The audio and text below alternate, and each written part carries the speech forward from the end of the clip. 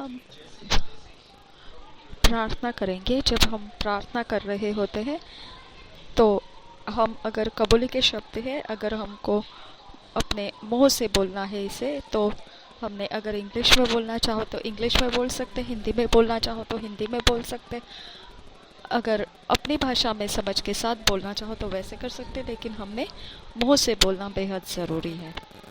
Thank you dear father for the precious gift of the Holy Spirit, whom you sent to give me direction and guide me into all truth, including being effective in prayer.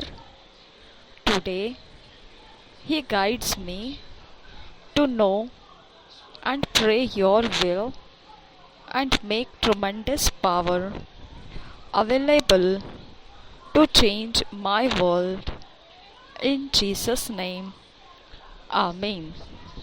धन्यवाद पिता, प्यारे पिता, तुझे धन्यवाद तेरे महान उपहार के लिए जो पवित्र आत्मा है, जिसे तूने हमको दे दिया कि हमें वो मार्गदर्शन करे और हमें दिशाएं बताए सारी सच्चाई में, सबके साथ जो प्रभावशाली प्रार्थनाओं में होता है उस असर के साथ।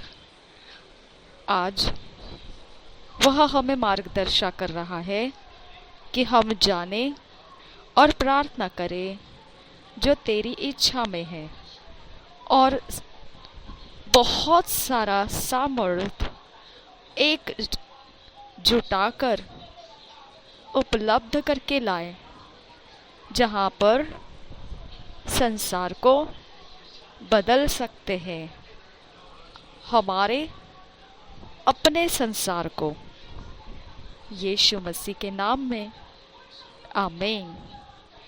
आज मनन करने के लिए जो वचन है 1 John 5 chapter 15 verse 16 verse, James 5 chapter 16 verse, amplified classic edition में से जेम्स को पढ़ना है, और जॉन जो है वो 1 जॉन 5 चैप्टर 15-16 है, वो किंग्स जेम्स वर्शन में से पढ़ेंगे। पहले यूहन्ना की पत्री 5 अध्याय 15-16 वचन, याकूब की पत्री 5 अध्याय 16 वचन हम पढ़ेंगे हिंदी में बीएसआई बाइबल में से।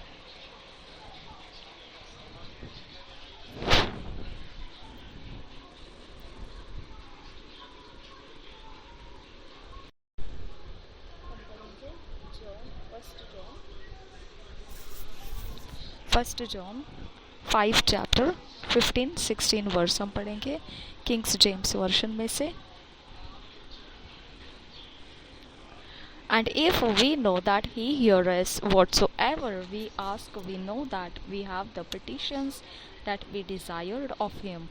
If any man see his brother sin, a sin which is not unto death, he shall ask, and he shall give him life for them that sin not unto death. There is a sin unto death. I do not say that he shall pray for it. और एक बार पढ़ेंगे 1 John 5 chapter 15-16 verse, Kings James version में से पढ़ेंगे। And if we know that he hear us whatsoever we ask, we know that we have the petitions that he desired of him.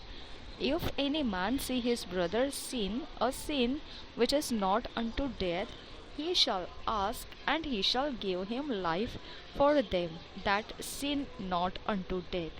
There is a sin unto death. I do not say that he shall pray for it. इसी वचन को हम हिंदी में पढ़ेंगे BSI Bible में से। पहले यूहन्ना की पत्री 5 अध्याय का 15-16 वचन हम पढ़ेंगे, बीएसआई बाइबल में से पढ़ेंगे। पहले यूहन्ना की पत्री 5 अध्याय 15-16 वचन। रबांत खंबर होशरा खासिरालर बहु खुशियांदुरा, हृदय नमक हेशर बेखसिरालर बहु खुशियांदुरा।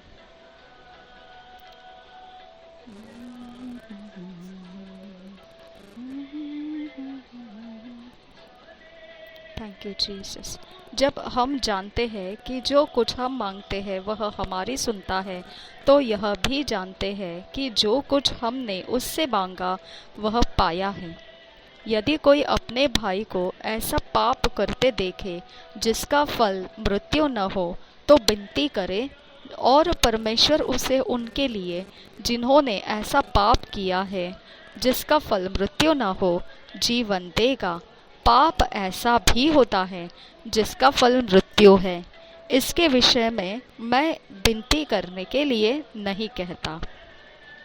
देखिए, और एक बार पढ़ते हैं हम यूहन्ना की पहली पत्री 5 अध्याय का 15-16 वचन। हम्द करो, हम्द करो, हम्द करो तेरी यीशु, हम्द करो, हम्द करो, हम्द करो तेरी यीशु। Thank you Jesus. यूहन्ना की पहली पत्री 5 अध्याय 15-16 वचन। जब हम जानते हैं कि जो कुछ हम मांगते हैं वह हमारी सुनता है, तो यह भी जानते हैं कि जो कुछ हमने उससे मांगा वह पाया है। यदि कोई अपने भाई को ऐसा पाप करते देखे जिसका फल मृत्यु न हो, तो विनती करे, और परमेश्वर उसे उनके लिए जिन्होंने ऐसा पाप किया है जिसका फल मृत्यु न हो, जीवन देगा। हालेलुया। देखो कितना साफ स्पष्ट तरीके से दिया है यहाँ पर। ऐसा पाप है जिसके लिए मृत्यु नहीं है, ओके, लेकिन पनिशमेंट्स होगा, लेकिन वो पनिशमेंट मृत्यु वाला पनिशमेंट नहीं है। लेकिन कुछ ऐसे पाप है जिसको मृत्यु वाला पनिशमेंट दिया जाता है, और आप देख सकते हैं वो मृत्यु वाला पनिशमेंट कहाँ पर देखा आपने। नूह के समय के जल प्रलय के साथ परमेश्वर ने मनुष्य, यानी जिसके नथुनों में श्वास है, सब कुछ वो उसने पानी में डुबाकर मृत्यु दे दिया उसको। ठीक है। फिर दूसरा सदोम गमोरा, ओके, आप स्टडी करके रखिए। ये 2 चीज़ें हैं जहाँ से परमेश्वर ने मृत्यु को आने दिया लोगों के ऊपर। हाँ, तो अगर हम देखते हैं मरी फैल रही है, कोरोना फैल रहा है, यहाँ वहाँ से लोग मर रहे थे, कितना भयानक समय था। तो क्या आ गया था वहाँ पर? मृत्यु का बहुत बड़ा परमेश्वर का एक क्रोध आ गया था मनुष्य के ऊपर, ओके।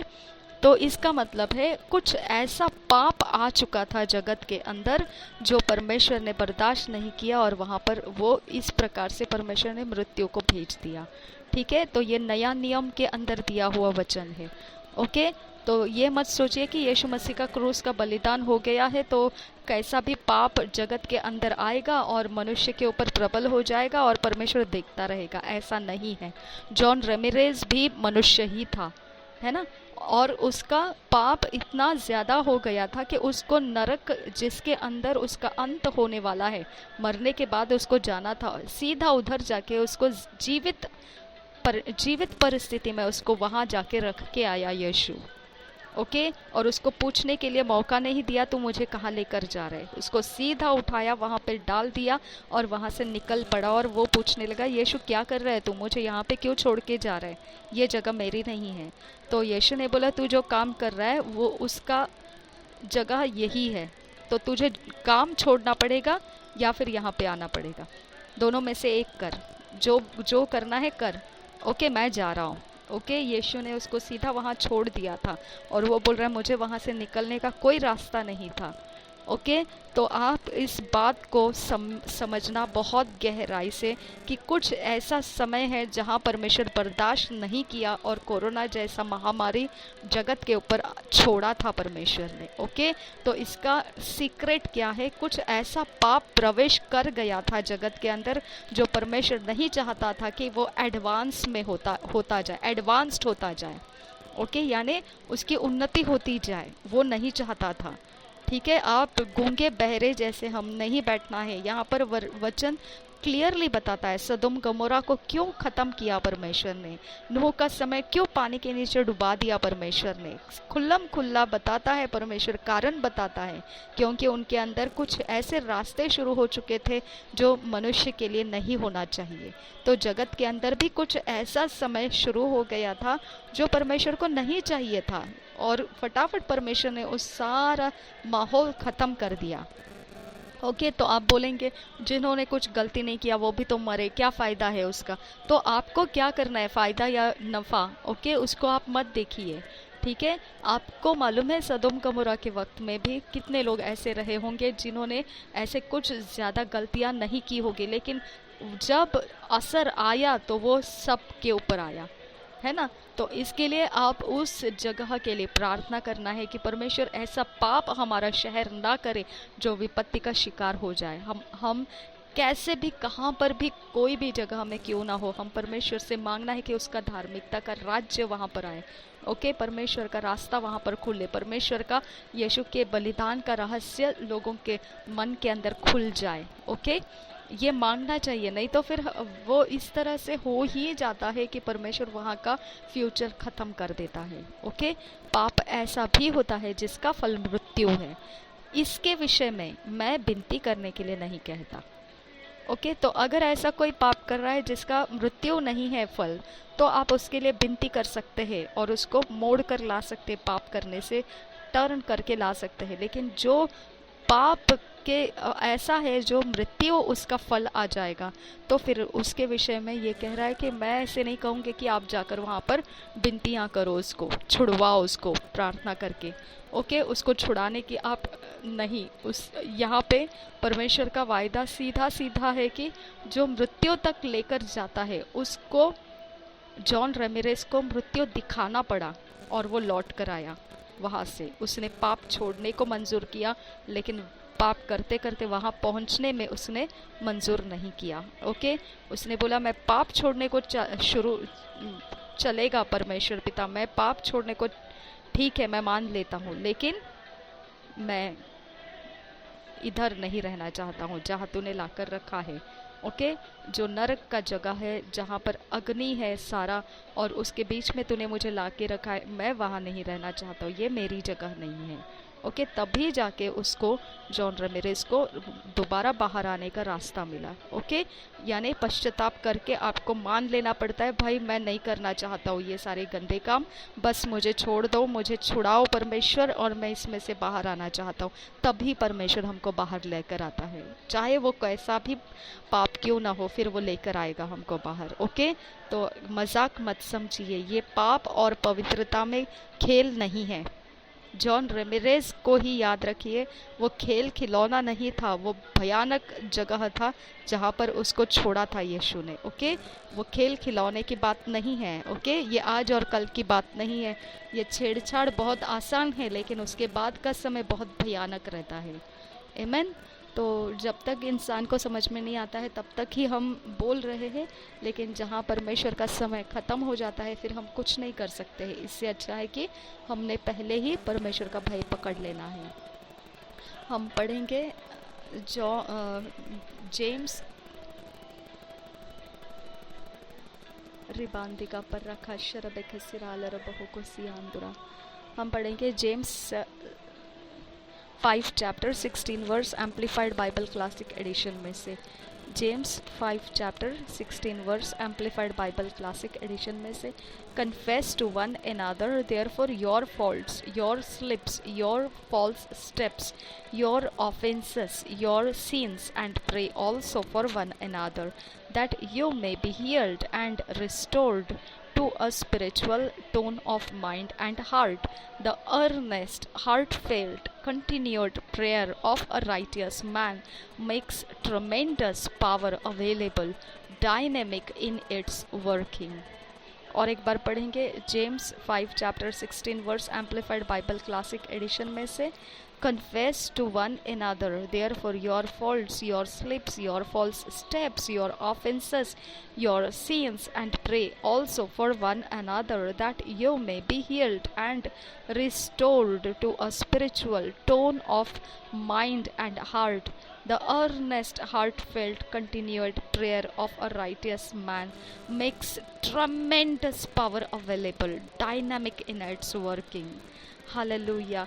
ये बहुत ज़्यादा विस्तार में करके लिखा गया वचन है। यहाँ पे ऐसा है कि अपने आप के गुनाहों को एक दूसरे के सामने कबूल कीजिए। ओके, अपने जो भी फिसले हुए रास्ते हैं, गलत कदम है, जो ठोकरें हमने अपने अंदर संभाल के रखी है, किसी के चोट हमने संभाल के रखी है, ओके, किसी का दर्द दुख हमने अपने माइंड के अंदर पकड़ के रखा है कि इसने मुझे चोट पहुंचाई, इसने मुझे दर्द दिया, ये सब कुछ आप क्या करो, मुंह से बोल कर एक दूसरे के सामने कबूल कर लो और फिर आप एक दूसरे के लिए प्रार्थना भी करो, कहा गया है।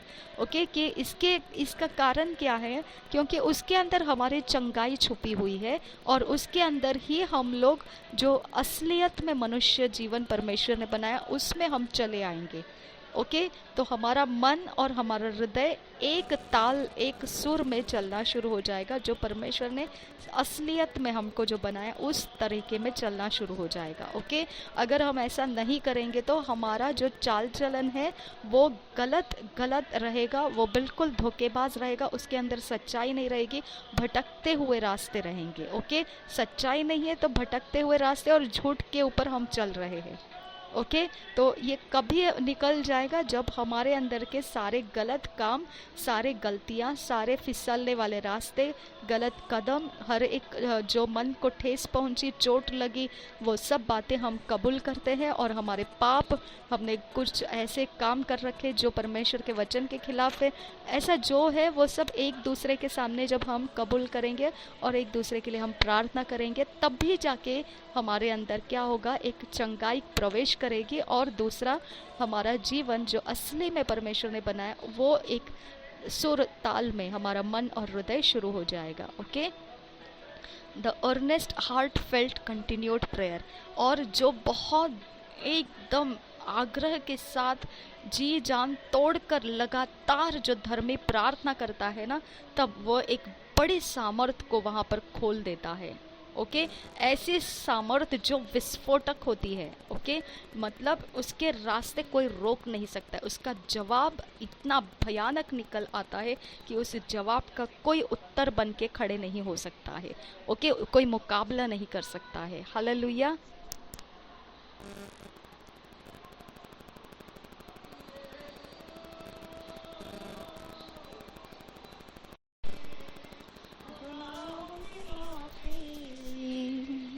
बिना तेरे मैं कुछ भी नहीं, यीशु तू है शाफी, गुनाहों की माफी, बिना तेरे मैं कुछ भी नहीं। याकूब की पत्री 5 अध्याय का 16 वचन हम पढ़ेंगे DSI बाइबल में। इसलिए तुम आपस में एक दूसरे के सामने अपने अपने पापों को मान लो और एक दूसरे के लिए प्रार्थना करो, जिससे चंगे हो जाओ।